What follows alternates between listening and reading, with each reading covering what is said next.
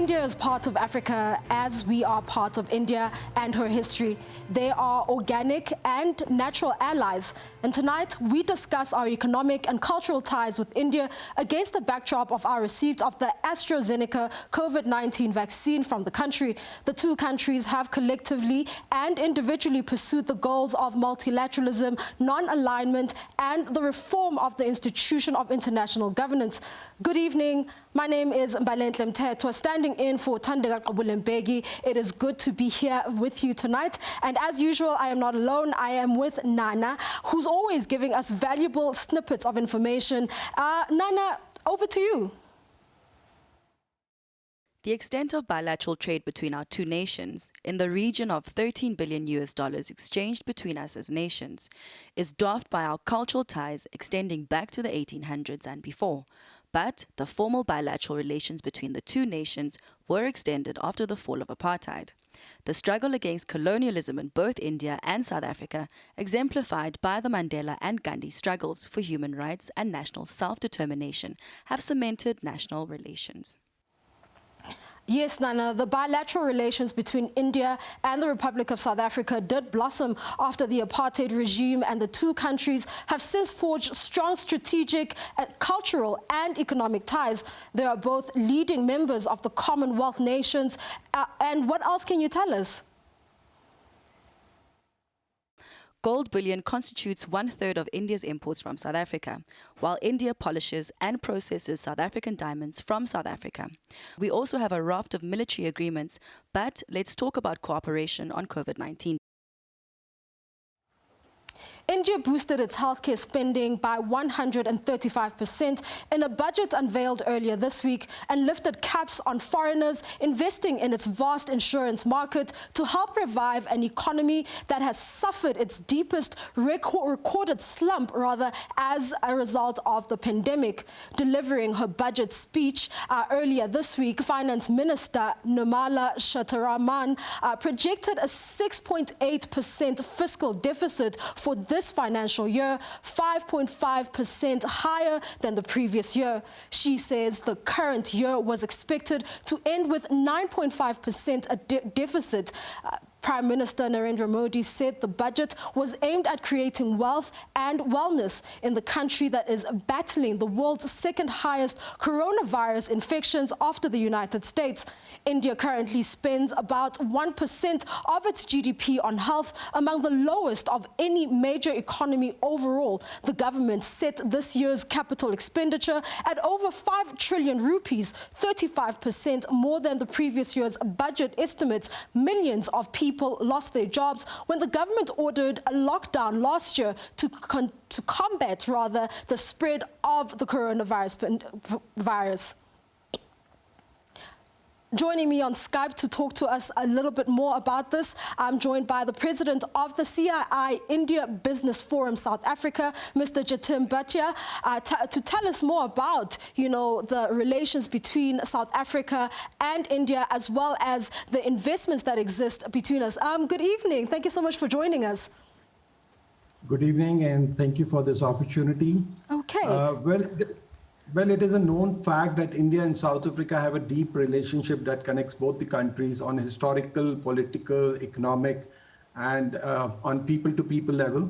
The large Indian diaspora and the number of Indian companies operating here in South Africa stands testimony to this. I'm the president of India Business Forum. As you mentioned, it is a chamber and an association, you can call it, of all the Indian companies operating here in South Africa. So we are around 100 plus major mid to large size companies operating here who have invested here and created employment here. So currently the investment stands at 7.5, around $7 billion. And the total number of, we are also employing 25,000 South Africans here in South Africa. And the major investment have gone into sectors like healthcare and pharmaceuticals, mining, manufacturing, automotives, ICT, financial services, power and energy, consumer products, and also there are around 30 South African companies who have invested in India, in fact, in sectors like finance, insurance, banking, FMCG, infrastructure, and healthcare there as well. So I think the investment side, we are very, very strong. The relationship is becoming stronger and stronger. The trade between both the countries currently stands at $11 billion, which is also increasing and having a steady growth over the years. And this is being reflected in the increasing imports from India to South Africa or exports from India to South Africa. Some of the exports from India to South Africa includes motor vehicles, transport equipment, drugs. So in a nutshell, if you say the current position is nice, but there's a lot of more scope for this investments to increase and Yes. trade and investment and trade yes. and industry. And definitely, and I'm sorry to cut you in there, especially now that we've had the coronavirus pandemic really battering both the South African economy and the Indian economy, do you see an appetite within, your affiliates to invest even more in the South African economy? We know that many South Africans have lost their jobs as a result of the lockdown. Have your businesses been affected by the lockdown? And I mean the ones that are operating within the country. I think last year was a very, very slow market for all the investors here. But this year we can see as things are moving out, now opening up, there's a quick rebound in many sectors. And I personally believe there's a huge potential because for Indian investors, South Africa is not just a country, it is a gateway to the whole continent. So, if I think right policies are made, all the bottlenecks are removed, and conducive environment is made, I'm sure there's huge potential. We personally see the current investment which stands at $7 billion. I think we can create multiples of that over a period of next 4 to 5 years. That's what our target says. Okay. And what exactly would you like to see the government do in order to remove the bottlenecks that you've mentioned? I think there are certain policies at sector level. Every sector has their own challenges. There are certainly opportunities. That's why the investors are here. But there are certainly challenges. First of all, the people for business to grow, there must be nice people-to-people connect. For that, we need direct flight between India and South Africa. That's one area. Better conducive, visa regime, better, the challenges in the visas for people to work from India, especially at the senior level, people who are investing billions of dollars here, billions of rands here, they want their senior management to come and, run those businesses. So we want those visa regimes to be open. And, especially in some sectors like healthcare, pharmaceutical, it takes a lot of time to get licenses and approvals. In mining sector also. So maybe to remove some of red tapeism, have single clearance window at sector level to assist foreign investors to make investments fast and to assist them in making fast decisions at the board level to invest quickly into the country are some of the things, some of the areas which can really assist and boost investment in the country. Okay, thank you so much for speaking to us. I really appreciate your insights. Unfortunately, we've run out of time and we've come to the end of our interview, but we do carry on Economics Unbound. The next story is that despite the setback of bilateral trade between South Africa and India due to the outbreak of COVID-19 pandemic, diplomats and business leaders from both countries have intensified efforts to revive the economic ties. This as many of the stringent lockdown restrictions around the globe have been eased, with India supplying 1.5 million doses of the COVID-19 vaccine to South Africa. Relations between the two countries are looking up again. The long-time strategic partners had committed to expand the economic ties, but the pandemic put their plans on hold. Now the two countries are jointly calling for the change to calling for a change to who can make a vaccine. Our correspondent Ishan Kag filed this report from New Delhi. These tiny vials are hugely important to relations between India and South Africa. 1 million doses of the AstraZeneca jab that were produced by India's Serum Institute have already been exported, and another 500,000 will go out in the next month. It's hoped it will spark further bilateral cooperation, even as the two countries engage in trade worth more than $9 billion. vaccine is distributed to these recipient countries, the vaccine pacts would basically lead to many more arenas of cooperation and government-to-government basis to finalize a lot of, other agreements in the health sector.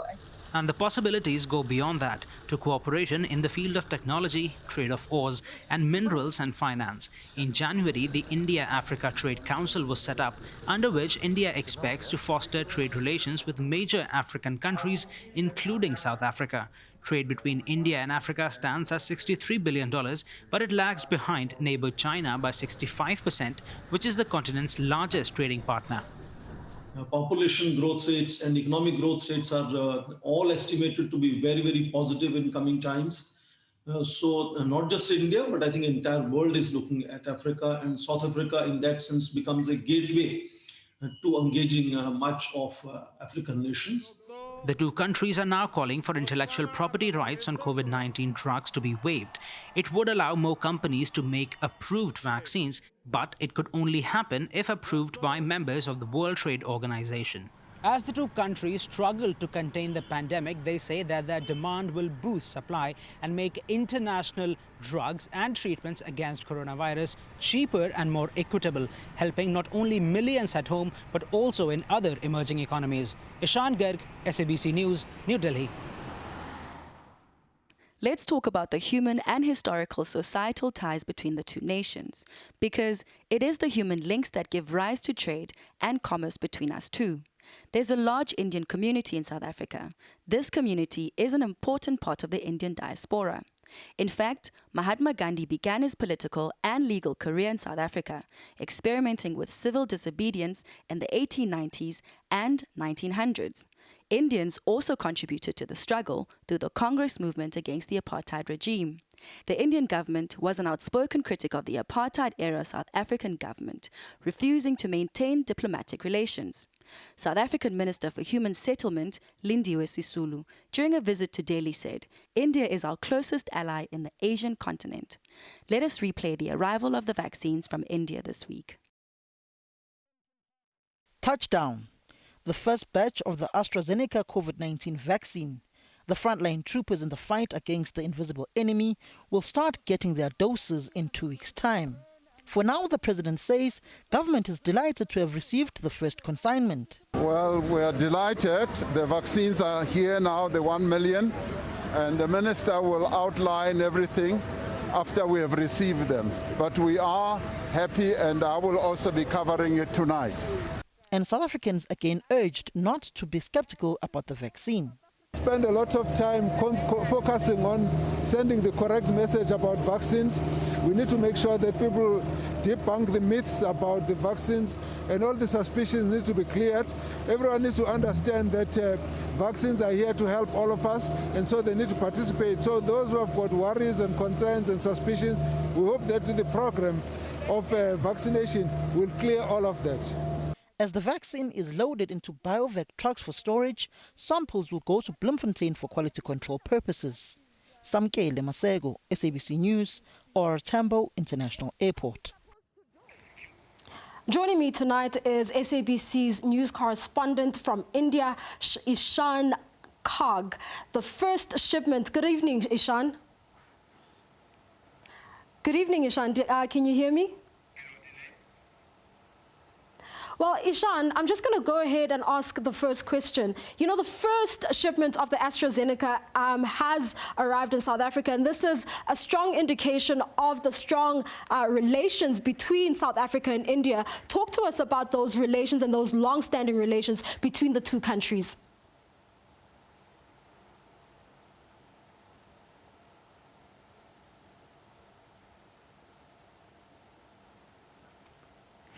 Mahatma Gandhi, India's forefather, was president in South Africa. He started an ashram there, and thereby he started a movement against apartheid where Indians also participated in it. And after Mahatma Gandhi returned from South Africa, we saw the relation between the two countries only go from strength to strength. It was carried on by the Congress Party, which ruled the country for the next 3 to 4 decades. We also saw South African President coming to India as a guest of honor, including the great Nelson Mandela himself, and more recently, President Cyril Ramaphosa, who came to India just 2 years ago to become the guest of honor on India's Republic Day, when India was celebrating 70 years of adopting its constitution. So we have seen these historic ties grow in the past 70-odd years or so, and we have seen cooperation build up on several fronts. We have seen trade balloon to almost 3 times in the past 3 decades, and there are a number of different commodities, goods and services that are exchanged between India and South Africa. And I've been talking to experts who say that there is a great deal of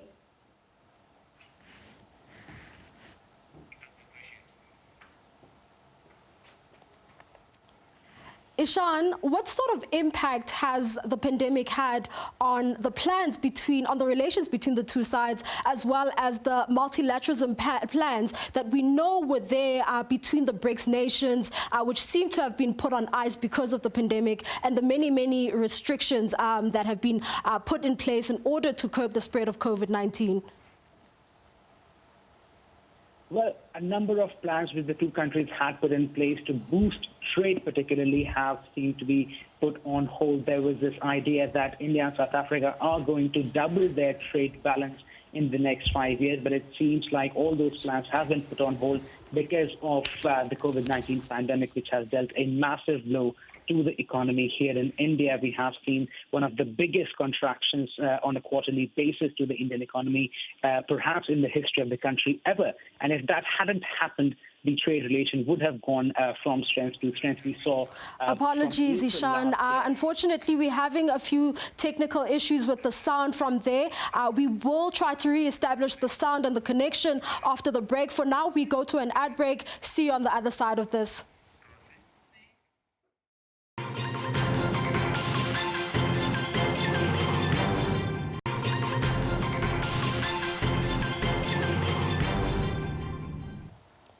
Good evening. We're back on Economics Unbound. We're still talking to Ishan Kag about the bilateral relations and the long-standing relations between South Africa and India.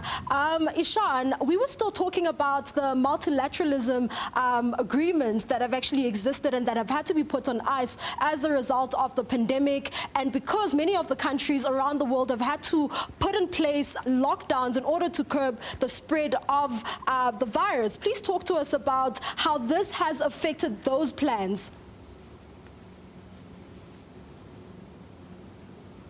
Well, as I was saying earlier, the trade relations were greatly impacted because of the pandemic, because trade was essentially shut from April last year when the country had imposed a number of restrictions. India had closed its international borders, so there was literally zero trade for about 3 to 4 months. And since then, manufacturing has picked up, but only very gradually. So that has impacted the trade.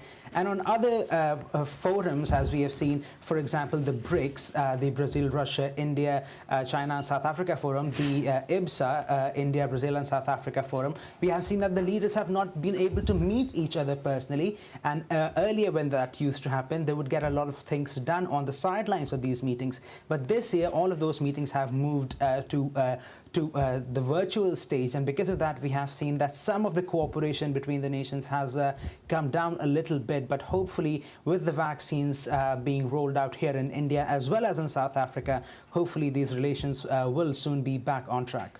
Of course. And now we understand that India actually started rolling out the vaccines as early as the 16th of January this year. How far are they with regards to meeting their targets? We understand that they've set a certain target to meet before June. How far are they with regards to meeting those? Well, India has set itself a very ambitious target of vaccinating 300 million people by June. And that would include healthcare workers, frontline workers, the elderly, and the people who are at most risk of contracting COVID-19. But so far, the vaccination drive has not been going very smoothly. Experts say that India needs to be vaccinating close to 1.2 million people every single day to be meeting that target. But right now, it's only vaccinating 200,000 people, which is only a fraction of what it's supposed to be, of the number of people that is supposed to be vaccinating. There's a huge deal of hesitancy against the vaccine here in India. We have seen that a lot of people are not very confident taking the vaccine. There's also apprehensions about a homegrown vaccine candidate called Covaxin, of which efficacy trial data is not out yet. And because of these factors, we are seeing that a lot of people, healthcare workers even, whose chance has arrived to take the vaccine are not ready to do so. And because of that, the government is taking on a massive information campaign to try and convince people that the vaccines are indeed safe and that they have an efficacy of at least over 50%, which will help the country gain a herd immunity in the long run. Okay, and then talk to us about the kind of preparations that actually went into India preparing to manufacture the Oxford AstraZeneca vaccine. We understand that they will be manufacturing and distributing it across the country. We have received our first batch from there on Monday. Talk to us about those preparations.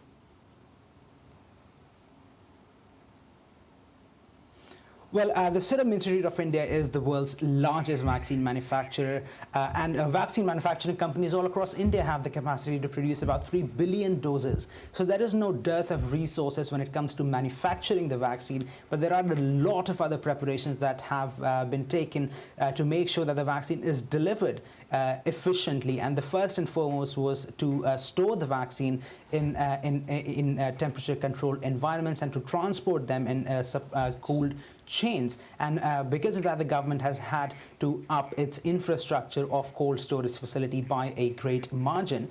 We've also heard from the government that they have trained close to 200,000 healthcare workers who are actually now inoculating people as we speak on a daily basis. And on top of that, they've also hired a number of temporary healthcare workers who are going to go door to door to collect the information about the people who have got the vaccine and to monitor the side effects of it. And on the tech front, the government has also developed a mobile app that is going to track the logistics of vaccine delivery and sort out any bottlenecks that might come in while India tries to vaccinate its massive population of 1.3 billion people. Thank you so much, Ishan. That was Ishan Karg, who is our correspondent based in India. Thank you so much for that, for those insights. Really appreciate them. We continue here on Economics Unbound. Biovac, a local vaccine manufacturer, will be responsible for storage and distribution of the COVID-19 vaccine that South Africa received earlier this week. The Emirates cargo plane carrying the first batch of the life-saving jabs from India touched down at Ora Tambo International Airport to much fanfare on Monday. South Africa is buying Covishield vaccines made by the Serum Institute of India under license from Oxford AstraZeneca. It's expected that the first consignment of the vaccine will target 1.2 million frontline workers. South Africa will embark on a 3-phase mass inoculation program where healthcare workers are expected to be first in line to receive the jab. President Cyril Ramaphosa, together with Deputy President David Mabuza and Health Minister Dr. Zweli Mkhize, received the vaccines which were offloaded from the plane into refrigerated trucks. The jabs were then transported to a cold room laboratory where they will undergo quality checks, which may take as much as 10 to 14 days. To speak to us about the dangers of vaccine nationalism, I'm joined by Kuseni Dlamini, who is the chairman of a JSE-listed company called Aspen Pharmacare Holdings. Good evening, Kuseni. Thank you so much for joining us. Good evening, buddy. Thank you very much indeed for having me. No problem then. In an article that you've written, you have commended President Cyril Ramaphosa for warning against vaccine nationalism. Please talk to us about the kind of threats this poses globally and on the global economic growth. Vaccine nationalism is a threat to the recovery from COVID globally. It is likely to actually prolong the extent to which we can recover from the virus itself. It is likely to delay all the global efforts, regional efforts, and indeed local efforts at the national level that are being implemented to try and fight and defeat the COVID pandemic. Furthermore, from an economic point of view, we all know that the global economy, regional economies, and indeed local economies have suffered severely from this pandemic. We need to make sure that we devise very sound strategies to recover from the economic damage caused by this pandemic. And to the extent that we continue to see the scourge of vaccine nationalism, as we are seeing it now, manifesting itself, the extent to which we can speedily recover from the damage caused by this pandemic is also likely to be impaired and indeed undermined. People have lost jobs, economies have lost their ability to grow, and the whole global economy is almost at a virtual standstill in some industries. Some industries are continuing to be active and to produce, but there are a lot of industries such as aviation, the global hospitality industry, and many others that have been severely affected. So vaccine nationalism is not good at all if we are serious about economic recovery and if we are serious about saving lives. I also want to argue that it's actually in the self-interest, and I say enlightened self-interest of those countries that have vaccines to share with those countries that don't. Because no country will be safe from COVID until all countries are safe from COVID. No continent will be safe from COVID until all continents are safe from COVID. We live in a globalized world.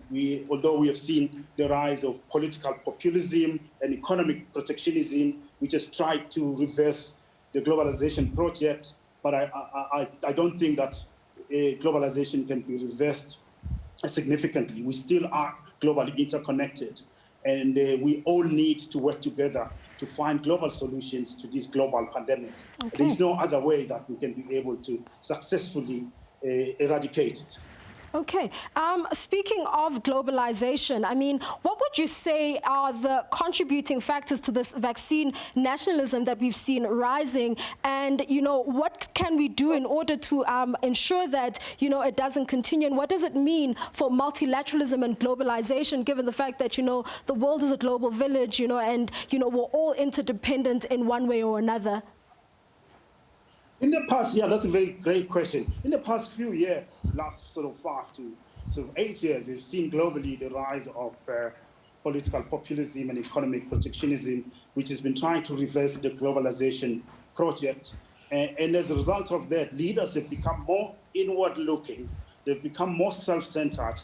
We are seeing a mentality of me and my people first, me and my country first. And that is partly why we are where we are. I'd like to argue that the cause, part of the reason for the cause for vaccine nationalism is the deficit that we see in global leadership. We don't have leaders that are taking a broader, multilateral global view of things as we need to now. If we look at 2008, when we had the global financial crisis, we saw world leaders rallying around, having meetings to try and make sure that there was coordinated, systematic, focused action to stabilize the global financial system. We saw heads of states coming together, ministers of finance, and central bank governors from around the world coming together. And as a result of that, we managed to recover speedily from the global economic crisis. Mbali, now, since we saw the pandemic emerging from the beginning of last year, we have not seen any heads of states meeting taking place. We've not seen any meeting of any significance of global health ministers. And all what we have seen, instead, we have seen more finger pointing and passing the buck. Of course. And less global coordination, which and do you think this... Do you think this has anything to do with the newly elected U.S. President Joe Biden's predecessor? I mean, his election as U.S. president has somewhat brought renewed hope, you know, with regards to strengthening institutions such as the World Health Organization, as well as globalization. Please talk to us about that. Does Joe Biden provide the much-needed leadership that is needed to actually spur on economic recovery? It is my hope that the election of President Joe Biden will herald a refreshing era in global affairs.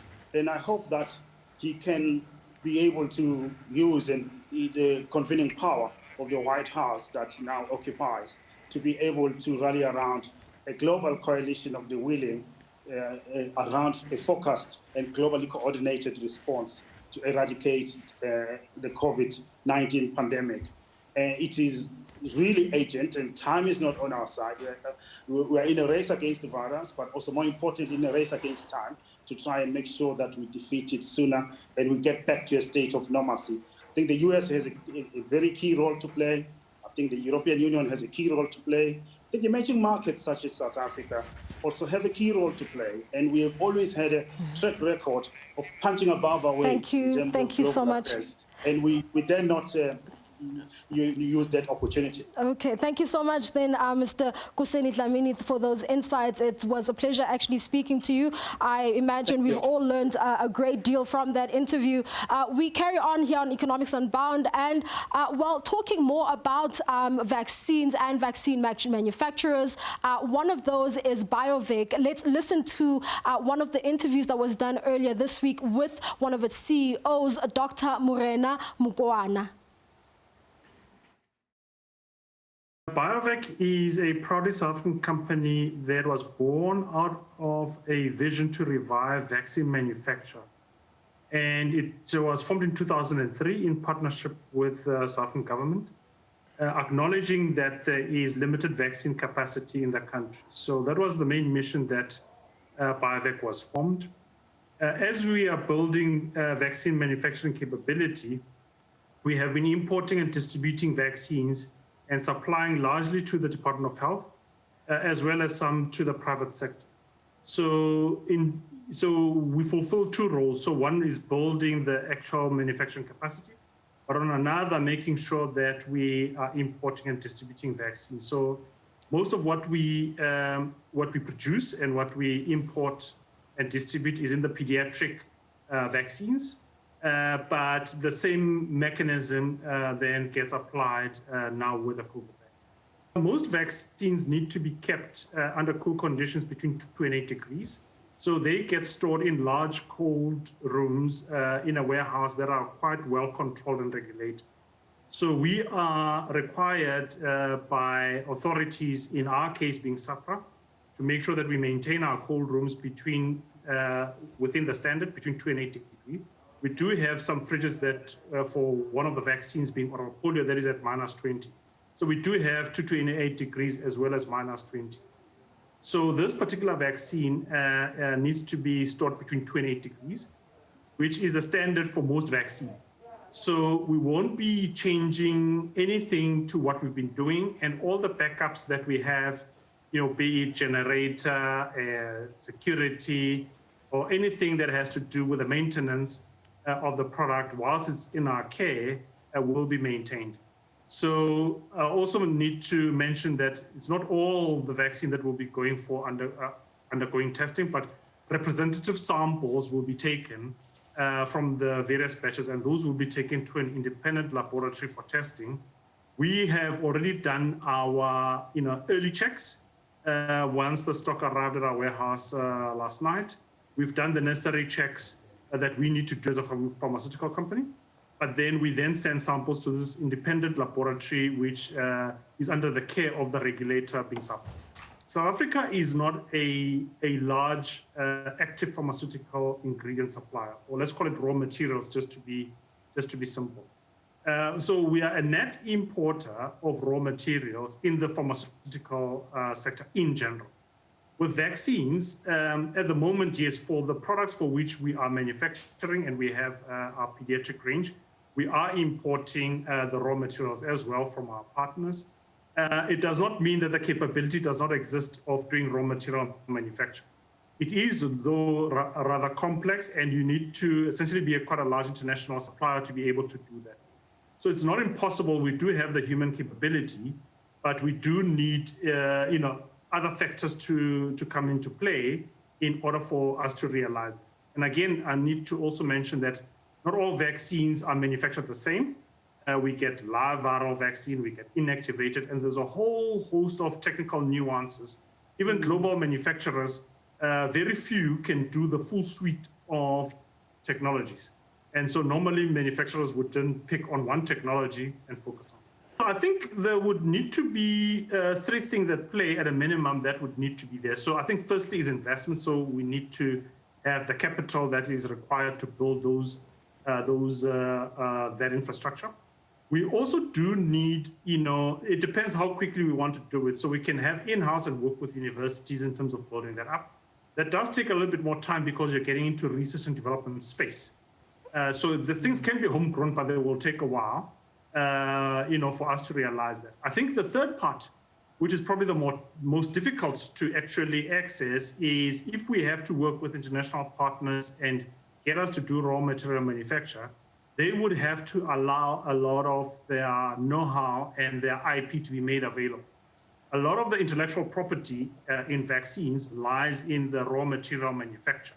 And that's why a lot of international companies hold close to their heart. And so those type of barriers would need to be opened up. But also we would need to ensure, get into that space, that we actually have a large market, which is probably beyond South Africa, that we would need to serve. What is more important, certainly to me, is that the discussions that are happening now should not end now. I think between, once the pandemic ends, and it will end, we're just not sure when. Once it ends and we go back to our normal lives, that we should not forget the pain that we're undergoing now. And so measures need to be put in place in between pandemics. We cannot respond only when a pandemic hits. We need to respond prior to a pandemic to be able to be ready for the next pandemic. So I do support, what is being spoken about having less nationalism. But I think both the developed countries and the developing countries need to work together in between pandemics so that we do not find ourselves repeating the same mistakes and having and repeating essentially the language in 10 years' time. We are mandated to deal with the 1.5 million doses. So we have the 1 million doses that arrived yesterday, and we have the 500,000 doses that is expected sometime in February. So that is where our immediate mandate is as Biovac. The Department of Health is looking at phase 2 and 3, I think, as they've described, and that is more the national rollout beyond the healthcare workers, and they're putting plans together, as per how the president described it yesterday.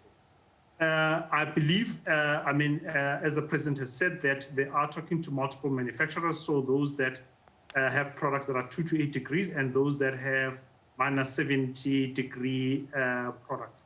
What is important that I think probably the Department of Health is working on is, how will those vaccines come into the country, or let me say, in what volume they would come in. I think if it's a measured and consistent approach, I think we probably have the capacity to deal with -70 degrees. But if it all comes at once, it may be something else. But there is, very less likelihood that it may all come at once, because in all countries, vaccines have been coming monthly on a gradual basis. So I think the devil will lie in the details, depending on the negotiations between the manufacturers and the National Department.